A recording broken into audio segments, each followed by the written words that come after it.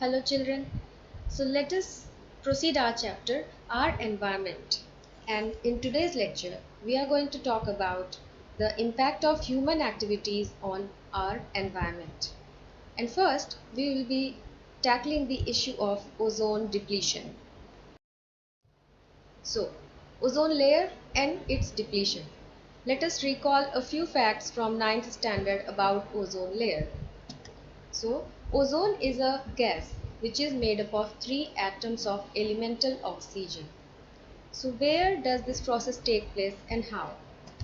So, ozone formation generally takes place in the stratosphere layer of the atmosphere, which is the second layer from Earth. The first layer is troposphere, where all life forms exist. Ozone as such is a poisonous gas, by which I mean that it should not be present below the stratosphere. If it is present in the troposphere, it can cause chronic respiratory problems, and it is also a contributing factor in smog formation. So, what is the function that ozone performs? So first let us understand how is ozone formed in the stratosphere. So ozone is formed in the stratosphere by breaking up of oxygen molecule, that is normal diatomic oxygen. Now why this doesn't happen in the troposphere? Because in the stratosphere high energy UV radiations are available and they break up the bond between two oxygen atoms and thus create free atomic oxygen. Now random collisions of these free atomic oxygen with another oxygen molecule create ozone in the stratosphere, and due to this continuous process a lot of ozone has been formed in stratosphere. And now look what happens. So what is the significance of this layer? Actually, this ozone layer which is formed in the stratosphere by the UV radiation can also absorb the UV radiation. Now, what is good about absorbing UV radiation? So, children, among the entire spectrum of sun's radiation, some wavelength of UV radiation are not good for life that exists on Earth. So, the ozone layer absorbs it and thus protects all of us. Because when UV radiations reach Earth, they can cause skin cancer, cataract problems, and various kinds of mutations. If these mutations are lethal ones, they can affect the population of those organisms which are affected by these mutations. Also, UV radiations have been shown to adversely affect the aquatic ecosystem. How? By impairing the productivity of phytoplanktons. Now remember children, producers play a very important role in any ecosystem. Without producers, the food chain cannot start. So, phytoplanktons are the producers of aquatic ecosystem and UV radiations adversely affect their productivity. So, let us summarize all of it. Ozone is formed in the stratosphere by the action of ultraviolet radiations. But once it is formed over there, it can absorb certain radiations of the UV spectrum, and thus UV radiation does not reach down to Earth so that it can affect us. But what will happen if it comes down?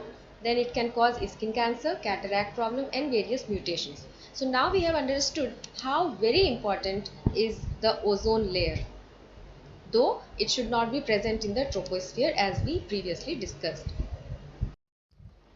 So now what is the impact of human activities on ozone and how we have caused its depletion?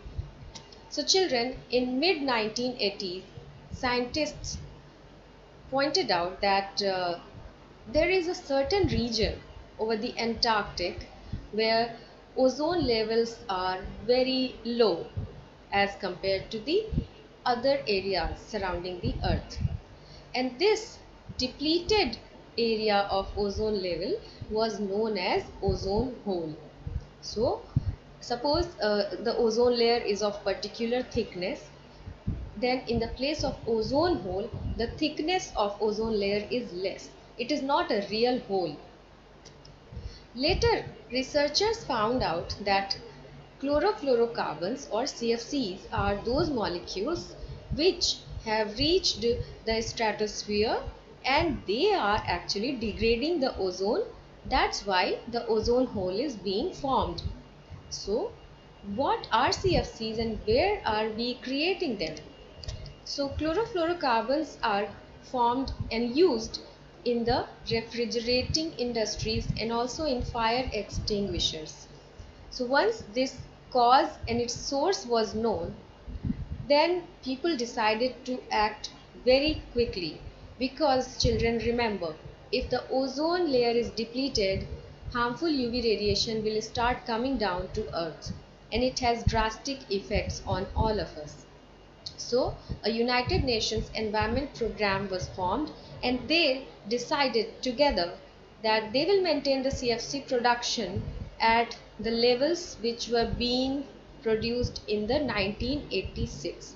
That is, they froze the levels that we cannot emit more than this much level of the chlorofluorocarbons, because ultimately they all are reaching up to the stratosphere and depleting the ozone over there. So now it is mandatory for all the manufacturing companies to make CFC free refrigerators. So more researches were put into action and alternative products for CFCs were designed. Now we will talk about garbage or waste management and why is this so important. So let us understand what is garbage. Garbage is generally the waste material or unwanted things which are no longer usable, and what we do with it? We generally throw it away. So if we are throwing something continuously and using something else, then again after some time we are throwing it away, it will accumulate. So what happens with the progress of human civilization and the changes in living practices? Also, the ever increasing population, garbage production has increased concurrently. Also, garbage management has become a serious concern. But many people do not understand this and they show this kind of attitude. What do I care? Well, my suggestion is that all of us should care because waste can cause serious health concerns. If it is left untreated, unattended, it will become a breeding ground for many pathogens. It can also result in hazardous chemical exposure. We often hear the news that certain children have been a victim of sudden blast. Now, where did that blast happen? In a pile of garbage. Also, the waste constantly pollutes the very environment in which we all are living and breathing. So, we all should be equally concerned. But what we can do about it? So, before we go into waste management, we should take a stepwise approach to assess the complete problem. The first step should be identification from where the waste is being generated. So, there are so many sectors, but household waste, industrial waste, biomedical waste are few major sources which are causing or adding to the pile of waste which we already have. In the household category, we have leftover food, vegetable and fruit peels, wrappers and bottles of the items that we use on daily basis, cleaner bottles, etc. Industrial waste includes demolition waste, metallic waste, slags, unused salts, used up salts, and so on. In the biomedical waste, all the equipment which is used in the hospitals, all the soiled bandages, cotton, and discarded organs, everything comes. So these are some of the sources of waste generation. If we expand our horizon like agriculture sector, then we have different kinds of waste. For example, the leftover husk of rice or parali has been a major agricultural sector waste in recent years. Now once we have identified the source, what to do? Then the next step is, well, categorize the waste according to its category and segregate it. Why should we segregate the waste? Because after we segregate it at the grassroots level, its proper labeling and disposal becomes easier. So what are the categories? The waste can be categorized as biodegradable and non-biodegradable. Biodegradable waste is something, all those materials that can be decomposed by the natural or biological processes. And who does that? There are bacteria and fungi. These microorganisms degrade certain substances. Those substances are biodegradable. Then what are non-biodegradable substances? These are made up of artificial compounds created by human beings, and that is why there are no natural microorganisms present who can degrade this kind of or this category of waste. So if we know that what is going to degrade over the time, what is not going to degrade, we can segregate it and dispose them accordingly. Also, there should be proper categorization and labeling of hazardous and non-hazardous waste. So for example, if you are dealing with the kitchen waste, then most of it is non-hazardous. But from the household section only, if you are touching the cleaning fluid, the harpic, or the acids that many people use in cleaning the toilet seats, that is highly hazardous. And unknowingly, people who are working in waste segregation sector, they get exposed to these non-hazardous wastes because it is not labeled as hazardous. Another example is that people often get exposed to radioactive material because that hazardous waste was dumped along with the non-hazardous waste. So now we understand how very important it is to categorize and segregate the waste. Then what is the final act? Well, disposal. So once we know that what are these wastes, what is their probable future, then we can use appropriate disposal methods for each category.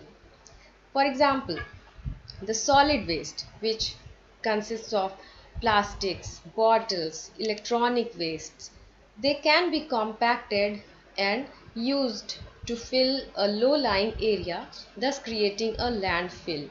But as you might remember from your class 9, landfills have to be regularly monitored. They need to be well structured so that they are not polluting the underground water or the air of that particular area where it has been formed. The second method of disposal is incineration. Incineration is burning of waste material at more than 1000 degrees Celsius temperature. This is useful for two particular kind of wastes. First, it reduces the volume. So after incineration, only ashes remain, and that significantly reduces the bulk of the waste. Also, incineration is the best method when we are dealing with the waste material from biomedical sector, because remember children, this might contain so many living beings that should not be released into the nature, otherwise they might mutate and become a serious concern in future. Third category of waste disposal is sewage treatment. So sewage treatment is important children. First learn what is sewage. So all the urine and fecal material that comes out of the household or the residential area constitutes sewage. Now why can't we release it directly into the natural water bodies? Because it contains so much amount of organic material in it, plus many types of microorganisms. So if we are releasing all that into the natural water body, it will increase the biological oxygen demand in that water body, and all those harmful microorganisms will absolutely disturb the delicate ecosystem of that particular water body, which will ultimately come back to us through waterborne diseases. Then we need to treat this sewage through a multi-step approach about which we will learn in higher classes, but the sewage must not be left untreated.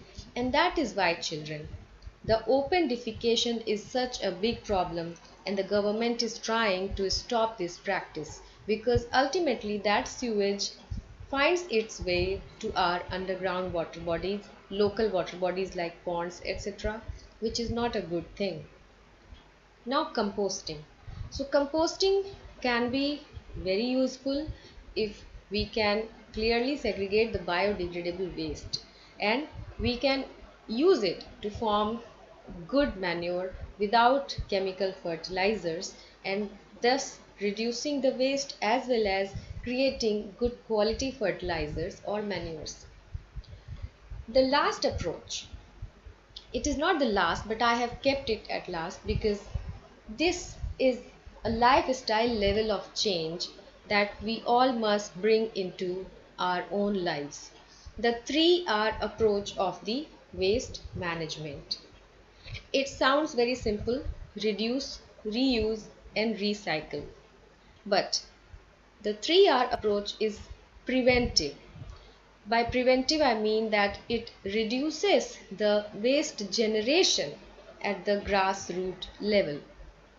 So, by reduce, I mean that we have to get used to using fewer items which we require, absolutely essential ones, and not the items which can make us happy, or just because others are using it, just because I have seen some YouTube videos about it, that's why I want to purchase it and use it.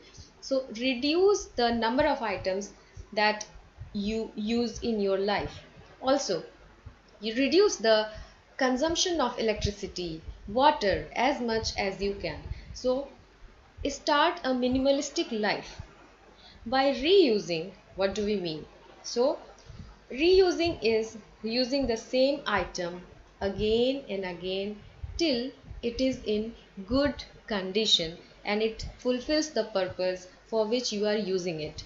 So it could be your footwear set, it could be the set of woolen clothes, it could be your desk, or any such item for which purpose you are using. You can continue to use it, reuse it. And ultimately comes recycle. So it's not a coincidence that recycle has been kept at last. Actually, this is a hierarchy. Recycling should be the last option, children, because what is recycling? Let us understand it, and then you will understand why it has been kept at last. Recycling is where the material is changed a little bit to be made into something useful once again. So, for example, if I'm talking about the paper bags or used envelopes, mails, and plastic bottles, then how can we use it again? Well, we need to recycle it. So, the paper will be recycled and then newspapers will be printed on that paper.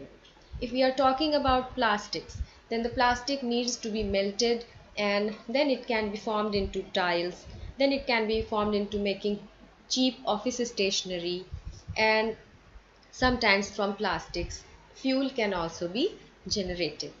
But remember, children, recycling process involves a great deal of infrastructure, as well as it is not free from the unwanted byproducts. So in this entire process we will be getting some toxic gases, some unwanted byproducts which are further polluting the environment. So recycling should be the last option. And how can we keep it under check? By putting more emphasis on reduce and reuse approaches. So reduce the number of items, the amount of energy that you use per person. Reuse the same item again and again. Nobody is going to judge you. And ultimately recycle the material so that the bulk of the waste can be reduced significantly. So these are some of the methods of waste management, but integrated waste management will include all these approaches: identification, segregation, and then disposal according to the nature of the waste. I hope that was helpful and you have understood the concept of sustainable and reasonable living. So please go through this chapter again and ask me if you have any more doubts. Thank you.